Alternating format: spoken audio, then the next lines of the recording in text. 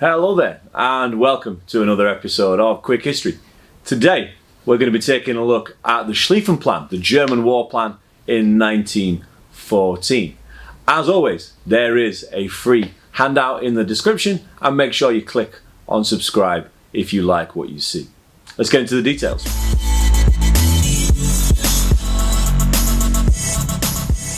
The origin of the Schlieffen Plan is born out from the fact that Germany is encircled.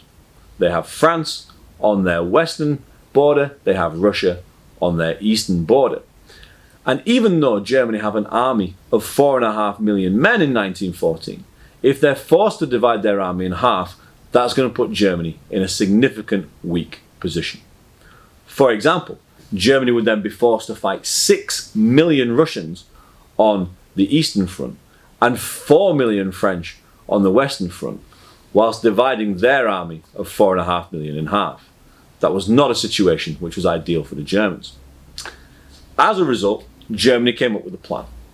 Their plan, the Schlieffen Plan, essentially meant that France were going to be attacked first and attacked within the first 6 weeks. The reason why France would be attacked first is because they are much closer on their border, and second of all, they believed that Russia, due to the huge size and the amount of people involved in the Russian army, would take weeks to mobilize.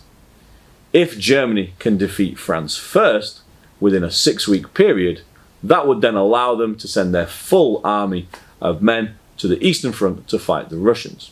They wouldn't have to divide their army, they'd be able to fight effectively on both fronts. The plan would involve attacking France through their weakened northern border, through Belgium, the Netherlands and Luxembourg. The Germans were hoping that the French soldiers would be stationed by the French border, therefore invading through the north would mean that they could get in behind them and attack them from their rear. That would give them a significant advantage. And the aim was to defeat France within 40 days and then go and attack the Russians. There were some problems with the plan itself. The plan was completely reliant on Russia mobilizing within 6 weeks. If at any point during the war where Germany had to fight France and Russia, they would obviously have to divide their army. If Russia mobilizes quicker than 6 weeks, then the plan is going to be undermined. The second issue is also it meant that France had to be defeated quickly. If the Schlieffen Plan was going to go to plan, and they were going to invade through the northern borders through Belgium, Luxembourg and Holland, if any resistance was met in those countries, which slowed down the advance of the German army, then that might undermine their ability to defeat France quickly, to go and fight the Russians. It was imperative for the plan to work that Russia didn't mobilize quickly and that Germany defeated France quickly.